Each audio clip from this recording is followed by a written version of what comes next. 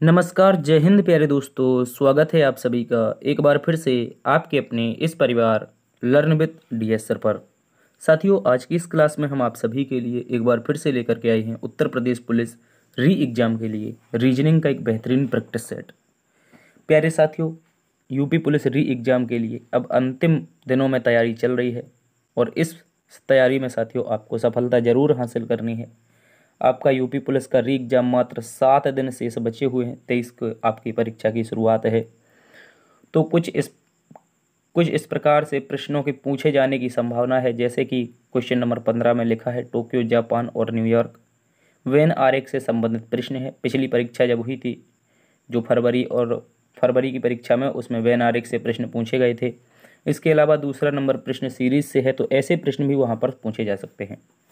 तो दोस्त, आज की इस क्लास में हम बहुत ही शॉर्ट ट्रिक के माध्यम से सवालों को हल करेंगे। आज हमारा पार्ट नंबर 24 है और इससे पहले कि यदि आपने पिछले पार्ट नहीं देखे हैं तो आप ज़रूर देखिएगा। इसी के साथ तैयारी शुरू करते हैं आज के अपनी प्यारी सी क्लास की। क्वेश्चन नंबर 1 की ओर बढ़ते हैं। क्वेश्चन नंबर 1 की ओर बढ़ने से पहले आप लोगों से रिक्वेस्ट है कि अभी तक लाइक नहीं किए हो तो यार कर दीजिए। लाइक करके सेशन को दोस्तों में शेयर कर दीजिए। एक प्यारा सा कमेंट जरूर करिएगा और चैनल पर पहली बार आए हैं तो सब्सक्राइब करके बेल आइकन ऑन कर लें, ताकि आने वाली जो भी क्लासेस रहें दोस्त, इसका अपडेट आप लोगों तक पहुंचता रहे। आइए प्रश्न नंबर 1 की ओर चलते हैं। पीडीएफ के लिए डीएस सर ऑफिशियल टेलीग्राम को ज्वाइन करेंगे। टेलीग्राम पे आपको सारी की सारी पीडीएफ मिल जाएंगी। दोस्तों, यहाँ पे बोला गया है दिए गए विकल्पों में से वह विकल्प चुनें जो श्रृंखला को पूरा करेगा। श्रृंखला को पूरा करने का मतलब है इस क्वेश्चन मार्क के स्थान पर क्या आएगा, हमें ये बताना है। तो चलिए देखते हैं। सबसे पहले क्या लिखा है, आप कहोगे 10 है। 10 के बाद में दोस्तों आप लोग यहाँ पे देखोगे तो कितना है, 3 यानी 13 है। ठीक है, उसके बाद में आगे देखना चाहो तो 17 लिखा है। उसके आगे देखोगे तो दोस्त आपका कितना लिखा है, तो आप बोलोगे 24। और उसके और आगे देखोगे तो यहाँ पे लिखा हुआ है 35। कितना लिखा है, 35। इसके बाद में एक क्वेश्चन मार्क है, इसके स्थान पर बताना है कि क्या आएगा। तो देखो, अगर इनके बीच का हम अंतर देखें दोस्त, अगर अंतर देखें तो आपको 3 का अंतर पता चलेगा। और आगे का अंतर देखोगे तो यहाँ से अंतर 4 का पता चलेगा। 13 4 17 होता है। 17 और 7 दोस्त 24 होता है। 24 और दोस्तों 11 आपका 35 होता है। कितना होता है, 35। तो क्या इस प्रकार से आप यहाँ पे अंतर निकाल पाओगे? जल्दी से बताओ, यहाँ पे आप लोग अंतर निकाल पाओगे या नहीं? देखो, 3 यहाँ पे 1 का है, और आगे देखोगे तो 3 का है, और आगे देखोगे तो 4 का है। कुछ तो गड़बड़ हो रही है दया। देखो, इसको एक बार ऐसे समझो। ये जो अंतर है 3 4 7 11 का, अगर आप इसका एक क्रम बनते हुए देखें, अगर आपकी नज़र जा रही होगी तो यहाँ पे एक क्रम बन रहा है प्यारे दोस्त। क्या बन रहा है? अगर 3 और 4 को जोड़ेंगे तो 7 आ जाएगा, यानी शुरुआत के 2 नंबर जोड़ने पर अगला नंबर प्राप्त होगा। उसी प्रकार इन 4 और 7 को जोड़ेंगे तो अगला नंबर 11 प्राप्त हो जाएगा। तो अब की बार में ये 7 और 11 को जोड़ देंगे तो अगला नंबर दोस्त 18 प्राप्त हो जाएगा। कितना, 18। और जैसे ही आप लोग 35 में 18 जोड़ोगे, प्रश्न का आंसर आ जाएगा 53। कितना आ जाएगा दोस्त, 53 आ जाएगा। 53 ऑप्शन नंबर ए में है। ऑप्शन नंबर ए सही उत्तर है। देखो, मेरी बात को समझो। 10 और 13 में अंतर 3 का था। 13 17 में 4 का था। 17 24 में 7 का था। और 24 35 में 11 का था। लेकिन यहाँ पर जब हमने क्रम देखा तो दोस्तों हमें पता चला कि शुरुआत के 2 नंबर जोड़ने से तीसरा वाला नंबर हमें प्राप्त हो रहा था। जैसे हमने 3 4 को जोड़ा, 7 मिला। उसी प्रकार से अगले 2 नंबर हमने 4 7 जोड़े तो अगला नंबर 11 मिला। अब की बार में हमें अगले नंबर को प्राप्त करने के लिए 7 और 11 इन दोनों को जोड़ना पड़ेगा, तो हमें अगला नंबर 18 मिलेगा। और ये 18 35 में जोड़ देंगे तो श्रृंखला का क्रम आगे जारी रहेगा। 53 इसका सही उत्तर है। अब इसी के साथ दूसरे प्रश्न में आइए। मिलती जुलती एक और श्रृंखला आपको यहाँ पर दी गई है। दोस्तों, बोला है दिए गए विकल्पों में से वह सही विकल्प चुनें जो श्रृंखला को पूरा करेगा। सबसे पहले कितना है, 7 है। आगे 8 है दोस्त, और उसके आगे देखोगे तो 16 है। कितना है, 16। अब साथियों, इसके बाद अगर आप देखो तो यहाँ पे आपको 43 यानी 43 मिलेगा। कितना मिलेगा, 43। और इसके बाद में एक क्वेश्चन मार्क, जिसे हम बॉक्स के रूप में लिखेंगे। देखिए, गौर से समझिए दोस्तों, इनके बीच का अगर आप अंतर देख पाएंगे तो यहाँ पे जो अंतर है, यहाँ पे जो अंतर है वो 1 का है। और आगे देखोगे तो 8 8 16 यानी 8 का है। और आगे देखोगे तो 27 में से अगर 16 घटाओ तो 13 में से 6 जाएगा, 7 बचेगा। इसकी हासिल ये 3 बचेगा तो 1 जाएगा, 2 बचे, यानी 27 का अंतर है। तो इससे कुछ पता चल रहा है? हाँ, बिल्कुल पता चल रहा है दोस्तों। क्या चल रहा है? ये लिखा है 1 की पावर 3, ये लिखा है 2 की पावर 3, और ये लिखा है 3 की पावर 3, यानी कि 1 का क्यूब, 2 का क्यूब और 3 का क्यूब। तो अगला जो अंतर होगा मेरे प्यारे भाई वो 4 का क्यूब होगा। क्या होगा? 4 का क्यूब। आप सभी ने पढ़ा होगा 4 का क्यूब 64 होता है। तो दोस्त 43 में जैसे ही 64 जोड़ोगे तो देखो 4 3 7, यूनिट डिजिट 7 आएगा, सभी विकल्प में है। इसके बाद 6 4 10, कितना हो जाएगा? 6 4 10, यानी प्रश्न का जो उत्तर होगा वो मेरे प्यारे साथियों ऑप्शन नंबर सी एक बार फिर हो जाएगा। क्या हो जाएगा दोस्तों? ऑप्शन नंबर सी हो जाएगा, याद रखेंगे। यहाँ पे जो क्रम था ये आपका क्यूब, क्रमागत 1 2 3 4 संख्याओं के क्यूब का अंतर चल रहा था, या कह सकते हो कि पहली बार में 1 का क्यूब जुड़ा, दूसरी बार में 2 का क्यूब जुड़ा, तीसरी बार में 3 का क्यूब, तो अगली बार में 4 का क्यूब 64 जुड़ेगा 43 में। प्रश्न का उत्तर 107 है। इसी के साथ अगले प्रश्न में आइए। ये एक प्यारी सी श्रृंखला दी गई है। ये श्रृंखला आपकी रिक्त स्थान है और इनमें से कुछ नंबर हमें भरने हैं। तो ऐसे प्रश्नों को हम कैसे सॉल्व करते हैं आपको सबसे पहले तो ये समझना होगा। देखो, जब भी एक रिक्त श्रृंखला आए, लेटर की एक रिक्त श्रृंखला आए, उसको सबसे पहले लिखो।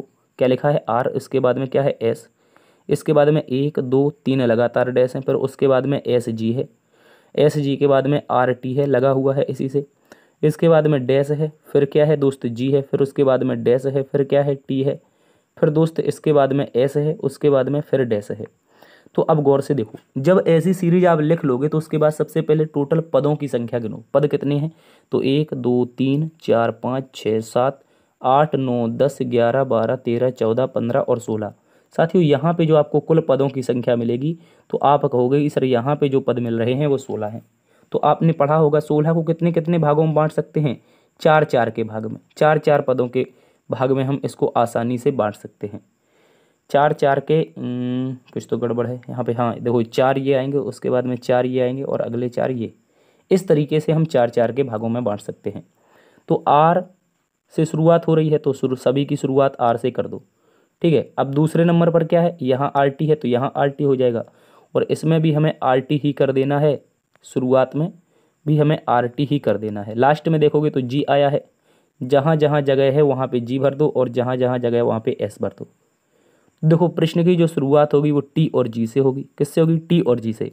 टी और जी से नहीं हो रही है बी की और ना ही हो रही है सी की। अब इसके बाद में क्या आएगा? टी जी के बाद में आर टी आएगा, आर टी। टी जी के बाद में आर टी आएगा तो देखो ये तो आर एस दे रखा है ऑप्शन नंबर डी में, तो ये गलत हो गया। अब यहाँ से आपका उत्तर बनेगा ऑप्शन नंबर 1। देखो क्या बनेगा? टी जी आर टी फिर एस और आर और जी। इस तरह से आपकी ये श्रृंखला पूरी होगी, और जब भी इस श्रृंखला का ऐसा प्रश्न आएगा आप इसी विधि से करेंगे, आसानी से उत्तर आ जाएगा। अब अगले प्रश्न में आओ। अगला प्रश्न एक प्यारा सा प्रश्न है, इसको समझिए। ये प्रश्न ने दोस्तों अभी रिसेंटली परीक्षा में पूछा गया था, वहाँ पे बहुत सारे बच्चे कन्फ्यूज हुए थे। कन्फ्यूज क्यों हुए थे उसको भी हम जानेंगे। देखो लिखा गया है माइक्रोवेव ओवन। माइक्रोवेव ओवन का संबंध ऊष्मा से है, तो माइक्रोस्कोप का संबंध किससे होगा बताइए। माइक्रोस्कोप का सीधा सा मतलब है दोस्त, माइक्रोस्कोप यानी सूक्ष्मदर्शी, यानी कि जब हम छोटी छोटी जीवाणुओं बिंबाणुओं आदि को देखते हैं तो उसको बड़ा करके सूक्ष्मदर्शी के माध्यम से देखा जाता है। ठीक है, माइक्रोस्कोप के माध्यम से। तो अब गौर से समझो, जो माइक्रोवेव है ओवन, इसका जो प्रयोग होता है वो खाना को गर्म रखने यानी कि खाना को ऊष्मा देने में किया जाता है। किस में किया जाता है? ऊष्मा देने में। तो दोस्त जो माइक्रोस्कोप होगा इसका जो प्रयोग होगा किस में करेंगे? जो छोटे छोटे जीव हैं उनको बड़ा करने में। और दोस्त याद रखेंगे, माइक्रोवेव से जब वो बड़े करके जीव देखे जाते हैं तो वो प्यारे दोस्त कहलाता है आवर्धन। क्या कहलाता है? याद रखेंगे, आवर्धन। क्योंकि माइक्रोस्कोप में लगे होते हैं क्या? लेंस। और आप सभी को पता होगा दोस्त, लेंस की क्षमता का मात्रक क्या होता है? जल्दी से बताओ। डायोप्टर होता है, आप कहोगे। और वैसे ही ये आवर्धन कहलाता है, याद रखेंगे। ठीक है, आवर्धन कहलाता है। क्या कहलाता है? आवर्धन करना। ये प्रक्रिया जो होती है जब छोटे कीटाणुओं को बड़ा करके देखते हैं, ये प्रक्रिया आवर्धन कहलाती है। ऑप्शन नंबर बी एकदम सही उत्तर है।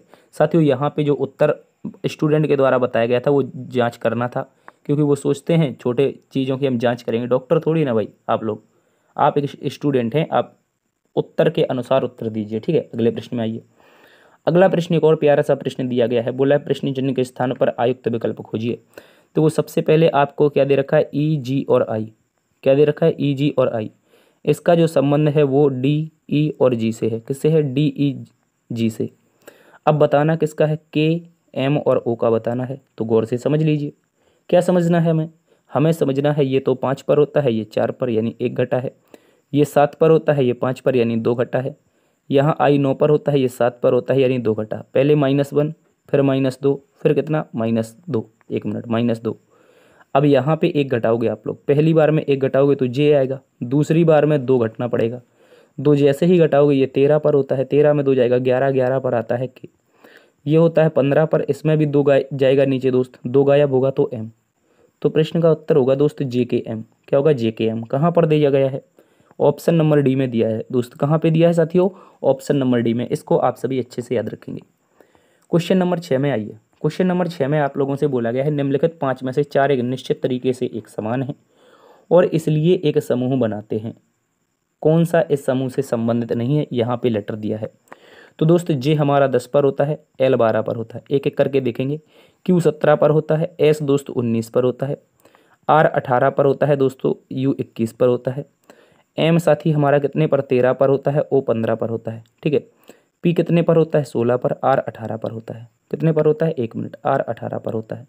तो अब यहाँ से पता कर पाओगे आप लोग? कर पाओगे? जल्दी से बताओ। तो आप कहोगे हाँ 2 का अंतर है, इसमें 17 2 19 का अंतर है, 18 3 21 3 का अंतर है, 13 2 15 2 का अंतर है दोस्त, 16 2 18 2 का अंतर है। तो आपको पता चलेगा कि 18 18 का मतलब आर, आर का मतलब है यहाँ पर साथ में इसके यू। तो ऑप्शन नंबर जो सी है दोस्त, इसमें लिखा है कि आर और यू जिनके बीच में 3 का अंतर है वो इन सभी से संबंध नहीं रखेंगे, क्योंकि अन्य सभी जो विकल्प हैं उनमें तो 2 का ही अंतर आ रहा है। तो ऑप्शन नंबर सी सही है। क्वेश्चन नंबर 7 में ये बोला गया है दिए गए विकल्पों में से विषम चुनें। इसमें ज़्यादा समय नहीं लगना चाहिए।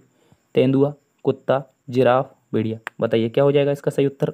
तो आप कहोगे दोस्त जिराफ हो जाएगा। जिराफ मैंने क्यों लगाया? क्या ये सबसे बड़ा जानवर है? ऐसा भी कह सकते हैं, या फिर हम कहेंगे कि जिराफ क्या है दोस्त? एक शाकाहारी जानवर है। क्या है? इसका जो सही उत्तर है एकदम वो है शाकाहारी जानवर। कुत्ता की बात करें, तेंदुआ की बात करें, भेड़िया की बात करें, ये सारे के सारे मांसाहारी होते हैं। तो जिराफ शाकाहारी, ऑप्शन नंबर सी सही है। अगले प्रश्न में आइए। बोला है 6 मित्र ए बी सी डी ई के मध्य में बैठे हैं। 6 मित्र हैं ए बी सी डी ई और एफ यहाँ पे कर लो, यहाँ पे मिस टाइप हो गया है। ठीक है, यहाँ पे आप लोग एफ कर लो। एफ के मध्य में बैठे हैं। कहाँ बैठे हैं? किसके मध्य में? वृत्त के मध्य में। कह रहा है ए सी और एफ के वृत्ताकार खड़े हैं, यानी कि सबसे पहले तो एक वृत्त बनाएंगे। 6 दोस्त हैं। कितने हैं? तो आप कहोगे 6 दोस्त हैं। आसान होता है बैठाना, एक ऊपर बैठाओ एक नीचे बैठाओ, 2 दाएं बाएं बिठाओ, 2 दाएं यहाँ पे बैठ जाएंगे और 2 बाएं यहाँ पे बैठ जाएंगे। ठीक है, इस तरह से। अब देखो बात को समझना है, कौन कौन से लड़के हैं इनको पकड़ लेते हैं। बोला गया है ए जो ए नाम का लड़का है वो किस किस के? सी और एफ के बीच में है। बोला है बी सी और डी ई के मध्य में है। क्या बोला है? बी सी और डी ई के मध्य में है, कुछ तो गड़बड़ है। बोला है एफ डी के साथ में खड़ा है। तो ये वाली लाइन पकड़ो। कौन सी दोस्त? ये वाली। इस लाइन को अगर आप पकड़ लोगे, एफ डी के साथ में खड़ा है, तो मैं एफ के साथ में किसको खड़ा कर दूंगा? डी को खड़ा कर दूंगा। ठीक है। अब उसने बोला था जो बी है वो सी और डी के मध्य में है। जो बी है वो किसके मध्य में है? बी सी और डी के मध्य में है। ये फालतू में बीच में एक लेटर आ गया है, इसको छोड़ देते हैं, इसको यहाँ से उड़ा देंगे। ये वो जो ऊपर में हुआ था यहाँ पे वो नीचे आ गया है। ठीक है, जो बी है वो सी और डी के मध्य में है। तो सी यहाँ पे देखो, यहाँ पे मैं बना देता हूँ। यहाँ पे जो सी है और डी है इनके मध्य में कौन है? बी है। दोस्तों उसने पिछली लाइन में बोला था कि ए जो है वो सी और एफ के मध्य में है। तो ए सी और एफ के वृत्ताकार खड़े, ये तो गड़बड़ हो गई दया। सी और एफ के वृत्ताकार खड़े हैं, मुझे लग रहा है कुछ तो तगड़ी वाली मिस्टेक हुई है। बी सी और डी के मध्य में है या डी और ई के मध्य में है, कुछ तो गड़बड़ है भाई। ये सवाल मुझे कुछ समझ नहीं आ रहा, मैं इसको एक बार पीडीएफ में चेक करता हूँ, थोड़ा सा समय दीजिए। देखिए दोस्त इसमें क्या लिखा गया है। सबसे पहले A B C D E F, E और एफ एक वृत्ताकार मेज पर बेंच पर बैठे हैं। बी सी और डी के मध्य में है, तो बी सी और डी के मध्य में है, ये लाइन तो एकदम सही लिखी हुई है। इसके बाद में क्या लिखा है? इसमें लिखा है ए सी और ई के मध्य में है। देखो ये वाली जो लाइन है दोस्त, इसमें ऐसा लिखा है कि सी और ई के मध्य में, सी और ई के मध्य में कौन है? ए है। ठीक है, अब यहाँ से बन जाएगा सी और ए के मध्य में। अगर मैं ए को यहाँ पर रखता हूँ और इन दोनों के मध्य में कौन है? तो दोस्त ई हो जाएगा। कौन हो जाएगा? ई हो जाएगा। इस तरह से बनेगा दोस्त। सी जो है और ए, इनके मध्य में कौन है? ए। सी और ई के मध्य में है, तो हमने कहा जो ए है, एक मिनट यार, जो ए है वो सी और ई के बीच में खड़ा है या वृत्ताकार खड़ा है। तो आप ऐसे देखोगे, सी और ए के मध्य में, ये सी रही और ई, इनके मध्य में कौन है, ए है। ए है सी और ई के मध्य में, ठीक है, यह वृत्ताकार खड़ा है, एक ही बात है। तो अब दोस्तों उसने ये पूछा है ए और बी के बीच में कौन खड़ा है, तो ए और बी के बीच में कौन है, तो आप कहोगे सी है। एक तरफ ए भाई, दूसरी तरफ बी, इनके बीच में कौन है, सी है। ठीक है, यहाँ पे जो भी मिस्टेक है मैं पीडीएफ में आपको एकदम से सुधार के दे दूंगा, आप चिंता मत कीजिएगा। ठीक है, प्रश्न का उत्तर एकदम सही आएगा सी। जो गलतियां थी वो मैंने यहाँ पे सुधारने की कोशिश की है। यहाँ पर 6 मित्र थे ABCDEF, पहली लाइन में बोला है ए जो है वो सी और ई के वृत्ताकार खड़े हैं, सी वृत्ताकार का मतलब है बीच में, ठीक है। और आगे बोला है बी सी और डी के मध्य में है, तो हमने कहा बी जो है वो सी और डी के मध्य में है।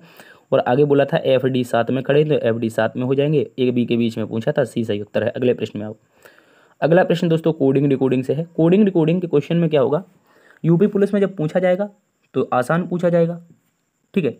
और अगर टफ बनेगा तो दोस्त सभी के लिए बनेगा। ऐसा तो है नहीं कि आपका पेपर है आपके लिए स्पेशल एक पेपर लेके आएंगे वो टफ बना के दे जाएंगे, ऐसा नहीं है भाई। टफ अगर पेपर बनेगा तो सभी के लिए बनेगा। तो कोडिंग डिकोडिंग में एक प्रश्न आसान पूछा जाता है, दूसरा चाइनीज कोडिंग से पूछा जाता है। तो आप घबराएंगे बिल्कुल भी नहीं, मैंने चाइनीज कोडिंग भी करवाया है और सादा कोडिंग भी करवाते रहते हैं।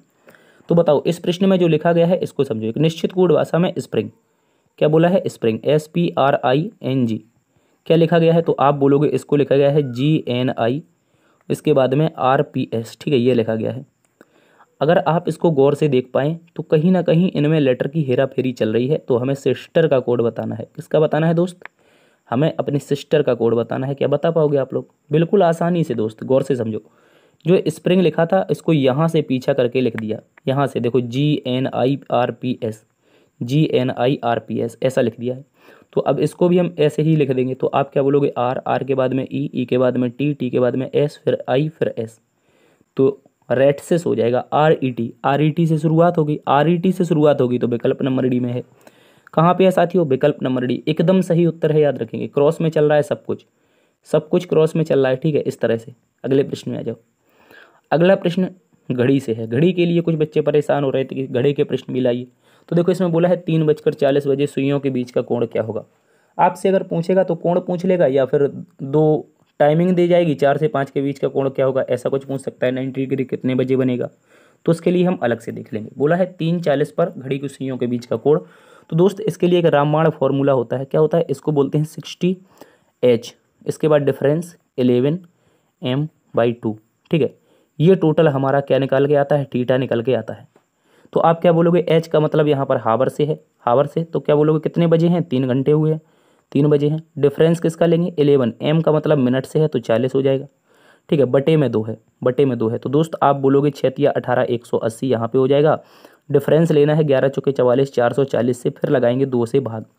तो दोस्तों 44 में से 18 यानी कि 0 अगर हटा दें तो 44 में से 18 जैसे ही जाएगा दोस्त आपका यहाँ पे आएगा 26 यानी 260 आएगा। कितना आएगा, 260। 2 से भाग लगाओगे तो जो थीटा होगा हमारा, जो थीटा होगा वो निकल के आएगा 130। कितना निकल के आएगा प्यारे साथी, 130 निकल के आएगा। 130 दिया गया है ऑप्शन नंबर सी में।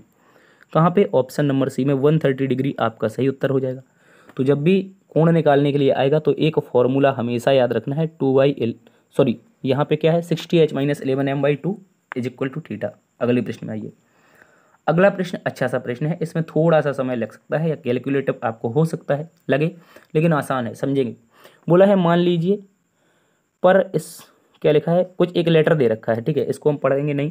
इसमें लिखा है परस्पिरेशन करके एक लेटर है। बोला है पहले और दूसरे अक्षर का स्थान बदल देना है। इसी तरह तीसरे, चौथे, पाँचवें, छठवें आगे यह क्रम भी बदला जाए तो बने नए शब्द में बाएं से छठवां अक्षर क्या होगा। पहले सबसे पहले तो देखो लेटर क्या है, PER, ठीक है, ये रहा PER। इसके बाद में SPI, उसके बाद में लिखा है रेशन, RATION। ये कुल मिलाकर के हमें शब्द दे रखा है। अब बोला है इसको पहले को दूसरे से बदल दो, यानी पहले को हम दूसरे से बदलेंगे। दूसरे नंबर पर कौन है, तो आप कहोगे E है दोस्त। पहले पर कौन है, P है। तीसरे को चौथे से बदलेंगे, मतलब चौथे स्थान पर S है, इस पर R लाएंगे। I के स्थान पर P लाएंगे, पाँचवें को छठवें को बदलेंगे, और सातवें को आठवें से बदलेंगे तो A से R हो जाएगा, ठीक है, A से R हो जाएगा। यहाँ पर IT हो जाएगा और आगे क्या हो जाएगा, N और O हो जाएगा। बोला है बाएं से छठवां, तो आप सभी को पता है बाएं दिशा कौन सी होती है, आप कहोगे ये वाली दिशा बाएं होती है। इस दिशा से छठवां लेटर कौन सा है, तो गिनो 1 2 3 4 5 और छठवें पर कौन है साथी, तो आप सभी का उत्तर आना चाहिए सर पी है। क्या है दोस्त, पी है। पी ऑप्शन नंबर ए में है। ऑप्शन नंबर ए 11 का सही उत्तर है। अगले प्रश्न में आओ। आसान था, हमने कहा था आसान लगेगा आपको। अब देखिए इसको, देखिए ये एक अच्छा क्वेश्चन हो सकता है आपके लिए। को यहाँ पर आपका क्या है, ब्लड रिलेशन से है सांकेतिक भाषा में। बोला एक पुरुष की ओर संकेत करते हुए एक महिला कहती है उसके पिता, यानी क्या कह रही है, एक महिला है, वो महिला कह रही है एक पुरुष की ओर संकेत करते हुए, तो मैं मान लेता हूँ पुरुष यहाँ पे होगा, पुरुष है तो प्लस लगा देंगे। बोला है उसके पिता, उसके पिता मतलब इस पुरुष के पिता कहाँ पे, इसके ऊपर आएंगे।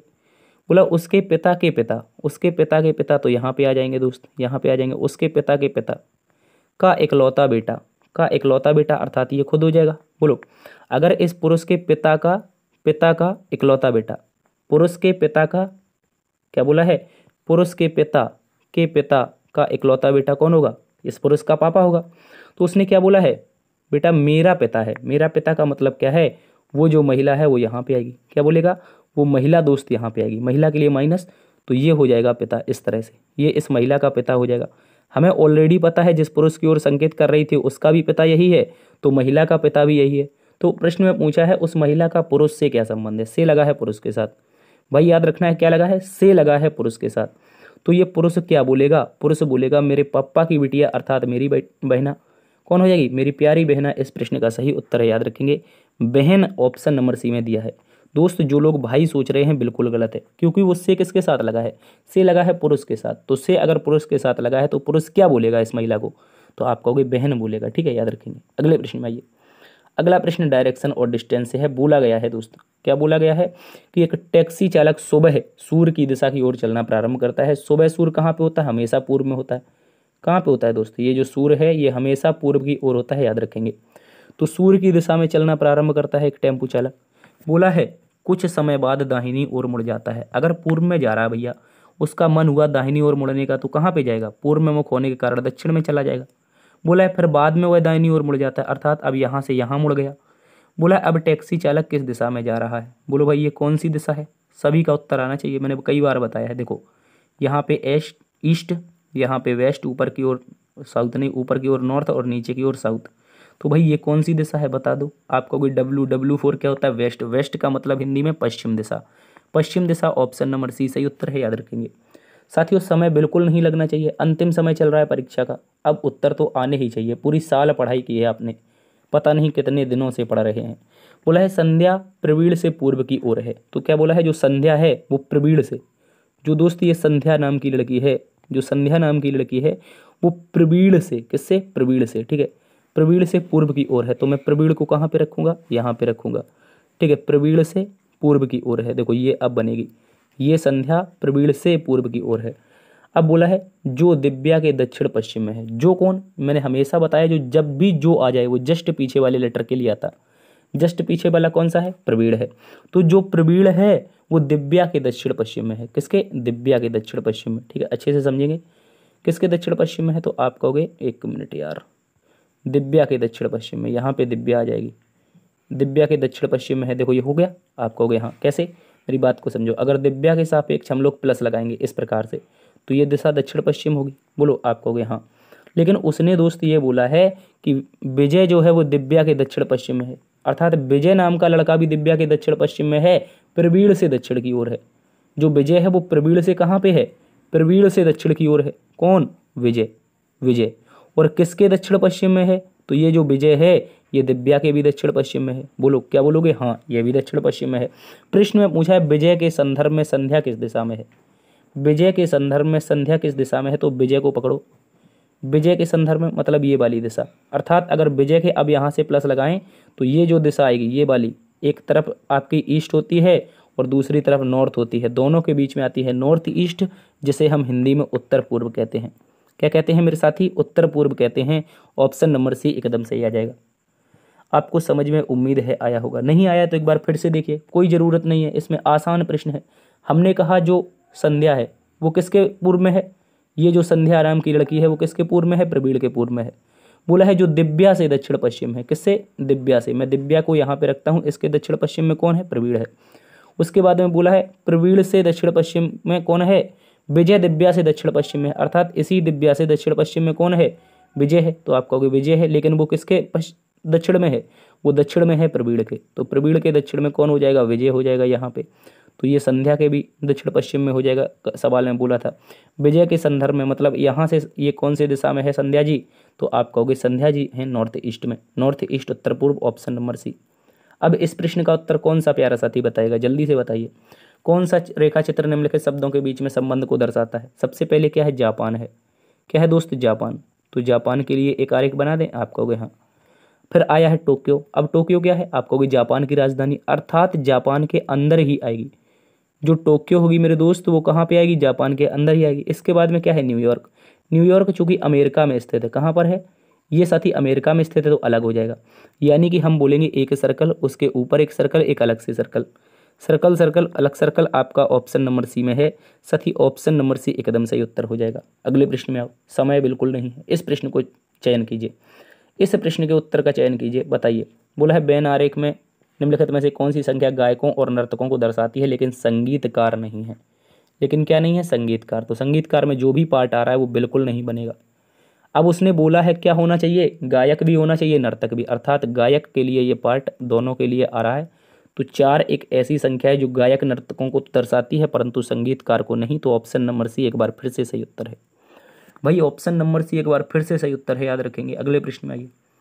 अब इस प्रश्न को देखते हैं। ये प्रश्न एक अच्छा प्रश्न है, यहाँ पर आपसे वही प्रक्रिया का क्वेश्चन है, आर्गुमेंट बेस्ड है। बोला गया है एक संस्था द्वारा कॉलेज के प्रिंसिपल के चयन के लिए निम्नलिखित मानदंड हैं, उसके पास क्या होना चाहिए। अगर प्रिंसिपल बनना है किसी व्यक्ति को, उसे क्या होना चाहिए, किसी भी सब्जेक्ट में पीएचडी की डिग्री होनी चाहिए। तो पहली कंडीशन पीएचडी की डिग्री बोल रहा है, क्या बोला है, पीएचडी की डिग्री होनी चाहिए।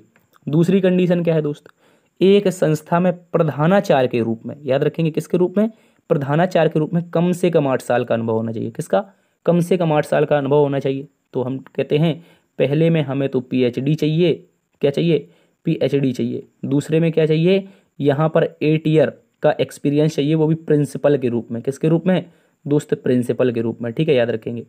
बोला है 1 अक्टूबर 2016 को 45 साल से कम होना चाहिए और 65 साल से अधिक नहीं होना चाहिए। 1 अक्टूबर 2016 को 45 साल से कम ना हो और दोस्तों 65 से अधिक ना हो, याद रखेंगे। अब बोला है कुल 60% अंक के साथ स्नातकोत्तर, यानी कि हम पोस्ट ग्रेजुएशन की बात कर रहे हैं और ग्रेजुएशन दोनों की पढ़ाई पूरी होनी चाहिए। अब उसने यहाँ पे कोई सब्जेक्ट नहीं बताया है। आगे बोला हालांकि यदि एक उम्मीदवार सभी उपर्युक्त मानदंड को पूरा करता है तो सिवाय किस किस के, अभी देखो ये तो 4 कंडीशन दी गई थी, इसके अलावा कुछ अतिरिक्त कंडीशन आपके पास हैं। कौन कौन सी है, अगर वो पहली कंडीशन पूरी नहीं करता, अगर उसके पास पीएचडी नहीं है लेकिन उसके पास 15 वर्ष से अधिक वर्षों का कार्य अनुभव है, तो उसके मामले को संस्था के डीन के पास भेजा जाएगा। कह रहा है अगर 15 वर्ष से अधिक साल का क्या है, कार्य अनुभव है, तो कहाँ भेजा जाएगा, डीन के पास। अगर दूसरी कंडीशन पूरी नहीं करता, दूसरी कंडीशन क्या थी दोस्त, देख लेते हैं। दूसरी कंडीशन बोला था संस्था के प्रधानाचार्य के रूप में 8 वर्ष होना चाहिए, 8 वर्ष अनुभव होना चाहिए। तो बोला है अगर उसके पास प्रशासन विभाग की जानकारी है, अगर दोस्त अनुभव नहीं है तो प्रशासन विभाग की जानकारी होना चाहिए, उसके मामले में संस्था अध्यक्ष के पास मामला भेजा जाएगा। तो ये पूरी कंडीशन थी। आर्ग्यूमेंट हम पढ़ चुके हैं। अब देखते हैं प्रश्न का उत्तर।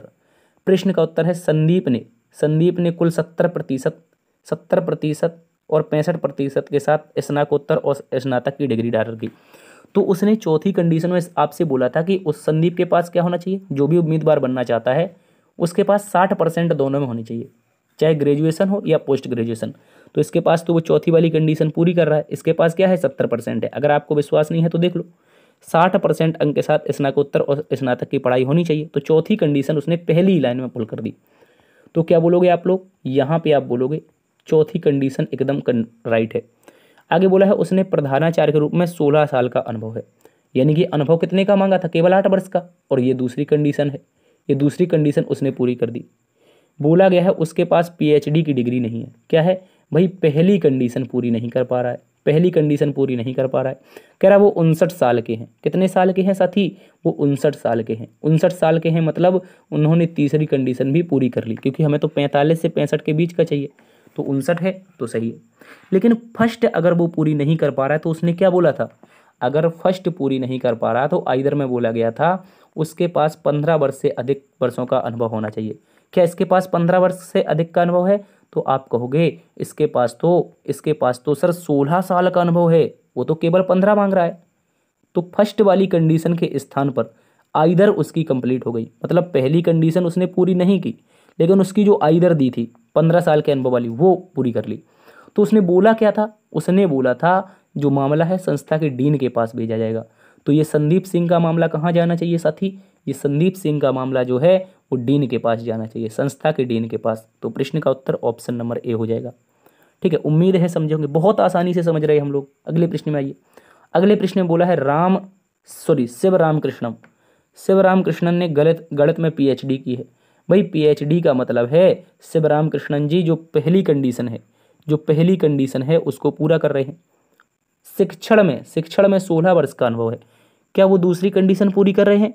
उसने तो भाई कहा था आपसे प्रिंसिपल के रूप में 8 वर्ष का अनुभव चाहिए, वो तो केवल कह रहा है कि शिक्षण के रूप में उनके पास 16 वर्ष का अनुभव है। तो भाई क्या काम का है ये अनुभव? ये शिक्षण के रूप में है तो काम करेगा। चलिए देखते हैं ये अनुभव वाली कंडीशन है कौन सी। तो आप कहोगे अनुभव वाली के लिए दूसरा है, और अनुभव वाले के लिए दूसरा है, लेकिन इसका जो आर्ग्यूमेंट सेकंड दिया है वो बोला है उसके पास प्रशासन विभाग की जानकारी होना चाहिए। ठीक है, अगर दूसरी कंडीशन पूरी नहीं कर रहा है यानी कि उसके पास टीचर का अनुभव नहीं है तो क्या करना चाहिए? प्रशासन की जानकारी होनी चाहिए। क्या यहाँ पे कहीं लिखा है? पीएचडी कर ली, हमने कहा पहली कंडीशन तुम पूरी कर गए, दूसरी कंडीशन में फंस गए भाई। आपने कहा कि हमारे पास 16 साल का अनुभव है, लेकिन सवाल मांग रहा था 8 वर्ष का अनुभव, वो भी प्रधानाचार्य के रूप में। इसने तो केवल शिक्षण के रूप में बोला है अभी वह प्रतिष्ठित संस्था में प्रधानाचार्य है। अरे हमें क्लियर पता नहीं है दोस्त प्रधानाचार्य कब से है। उसने बोला 16 साल का शिक्षण अनुभव है और अभी प्रधानाचार्य है, तो हमें क्या पता कितने वर्ष का एक्सपीरियंस है प्रधानाचार्य के रूप में। हमें तो केवल 18 वर्ष का चाहिए, 8 वर्ष का चाहिए। उसने बोला है उन्होंने क्रमशः 60% 63 के साथ स्नातक और स्नातकोत्तर की पढ़ाई की है। तो भाई ये तो इसने तीसरी कंडीशन भी पूरी कर ली, और चौथी में कह रहा है 56 साल का है, तो ये भी पूरी कर ली। अब आइदर और सेकंड बची। क्या दोस्त इसके पास कहीं अनुभव के बारे में दिया गया है?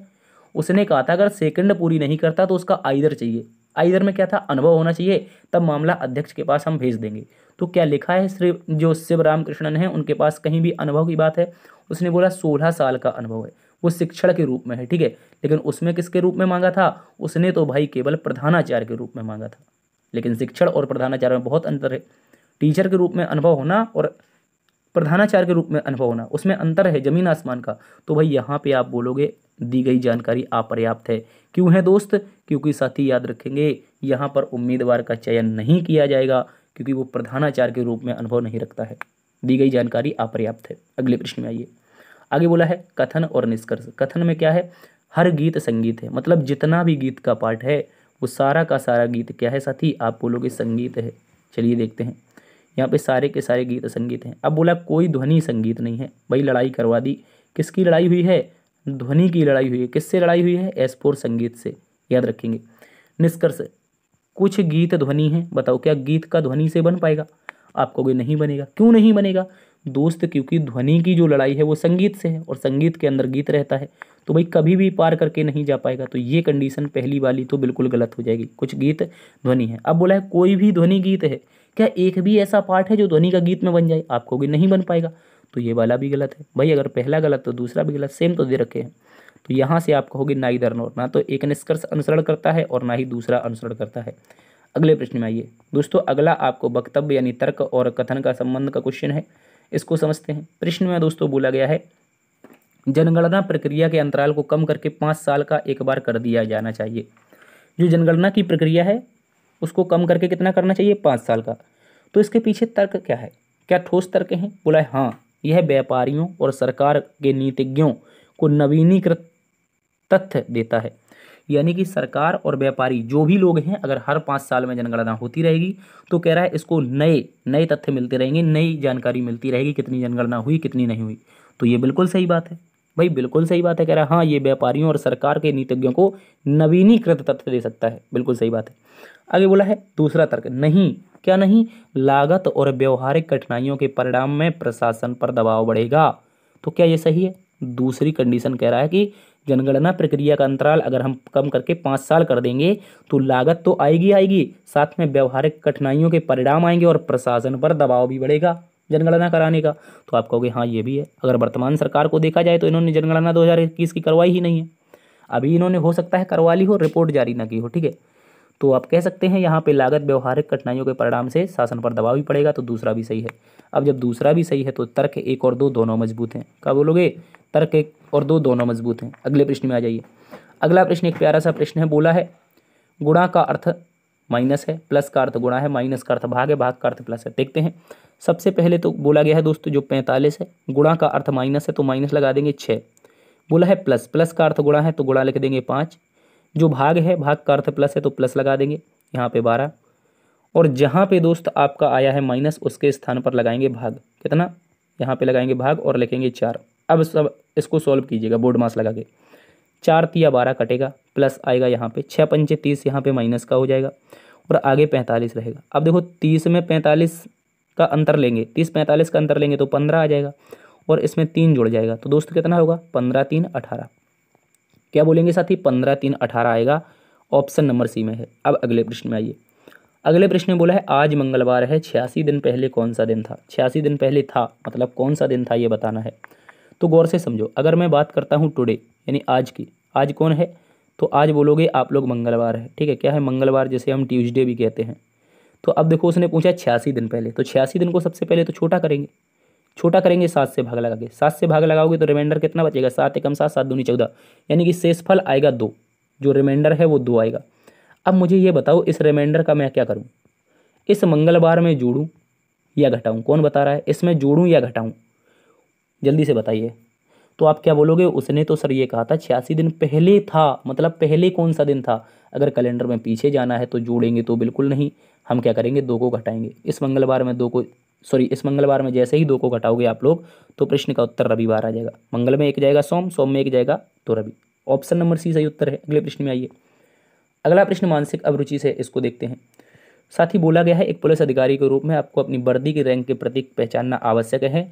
पुलिस सेवा में निरीक्षक, निरीक्षक का मतलब होता है एसएचओ, ठीक है। निरीक्षक के लिए निम्नलिखित में से कौन सा सही रैंक प्रतीक चिन्ह है? कौन सा है? तो एसएचओ के लिए तो भैया 3 सितारे आते हैं। क्या आते हैं? 3 सितारे। 3 सितारे एसएचओ को रिप्रेजेंट करते हैं। एसएचओ का मतलब होता है स्टेशन हाउस ऑफिसर, याद रखेंगे। निरीक्षक, उप निरीक्षक की बात करते हैं। अगर इसके आगे उप लग जाए, इसके आगे उप लग जाए तो क्या बोलोगे? एसआई। और एसआई के लिए कितने स्टार आते हैं? हम लोग तो तैयारी भी करते हैं इसकी। एसआई के लिए आते हैं 2 स्टार। कितने स्टार आते हैं? 2 स्टार। तो निरीक्षक यानी एसएचओ के लिए 3 आएंगे। अगले प्रश्न में आइए। बोला है आप एक पुलिसकर्मी के रूप में हैं, सॉरी आप एक पुलिस अधिकारी के रूप में जिस क्षेत्र में ड्यूटी लगी है, एक पुलिस अधिकारी के रूप में जिस क्षेत्र में आपकी ड्यूटी लगी है वहाँ पर एक विधवा शिकायत लेकर आती है। क्या शिकायत लेकर आती है? विधवा शिकायत लेकर आती है। कुछ लोग धार्मिक रीति रिवाजों के नाम पर उसे उसकी संपत्ति से वंचित कर रहे हैं, ऐसे में आप क्या करेंगे? अनुचित पारंपरिक रीति रिवाजों को तुरंत समाप्त करने का प्रयत्न करना चाहिए। लैंगिक भेदभाव पर उसके विरुद्ध क्षेत्र में अभियान चलाना चाहिए। देरी को कम करने हेतु मामले को फास्ट ट्रैक न्यायालय में भेजना चाहिए। और यदि समुदाय में मानदंड बहुत समय से स्वीकृत है तो मामले को तुरंत खारिज कर देना चाहिए। तो भाई एक विधवा महिला आपके पास आती है और बोल रही है कि जो पुरानी रूढ़िवादी नीतियां हैं उसके आधार पर उसकी संपत्ति को लोग हड़प रहे हैं। जैसे होता क्या है कि कोई महिला शादी होकर के आई, उसने बच्चे नहीं हो पाए, उसके बच्चे नहीं हो पाए, तो उससे पहले उसके हस्बैंड के अगर देहांत हो जाता है तो आज भी देहात में ऐसा होता है कि उस महिला को ज़मीन का एक भी हिस्सा नहीं दिया जाता उसके ससुर के द्वारा। ससुर सोचता है एक मेरा बेटा तो खत्म हो गया, अब जो बेटे बचे हुए हैं उनके लिए ये संपत्ति कर देंगे। तो वो जो विधवा होती है वो कहाँ पे जाएगी भाई? उसके लिए क्या करना चाहिए? अनुचित रीति रिवाज तुरंत समाप्त करने का प्रयत्न करना चाहिए। आप भाई एक पुलिस अधिकारी हैं, ना कि एक सरकार हैं, तो सरकार रीति रिवाजों को खत्म करती है। जैसे 1829 में सती प्रथा खत्म हुई थी।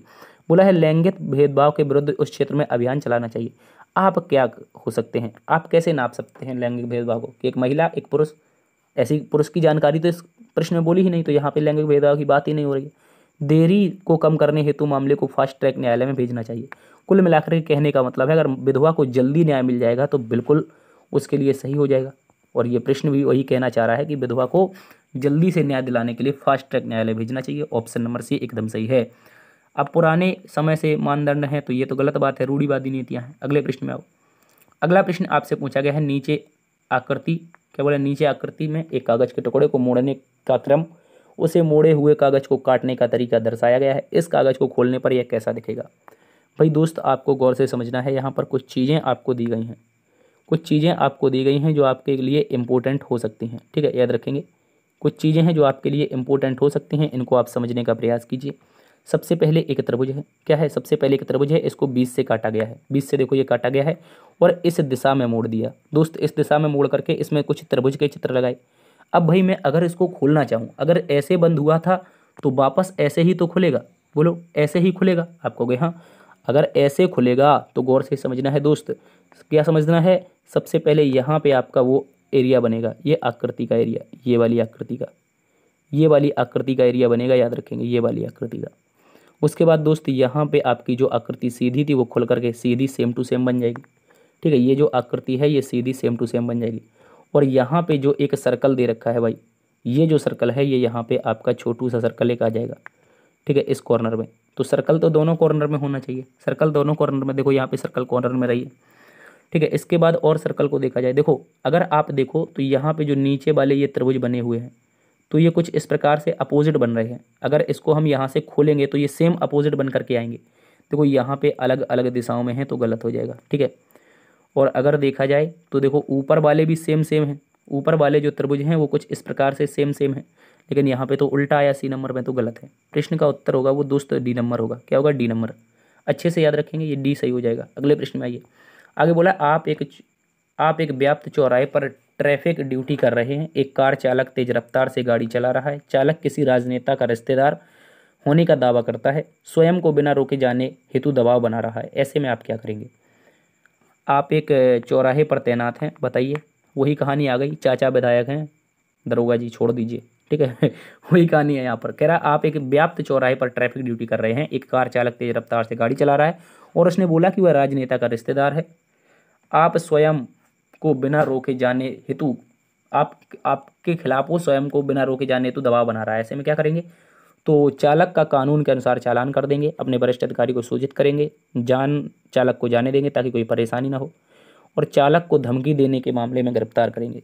धमकी देने के मामले में ऐसा कहाँ पे लिखा है, ठीक है, ये गलत हो जाएगा।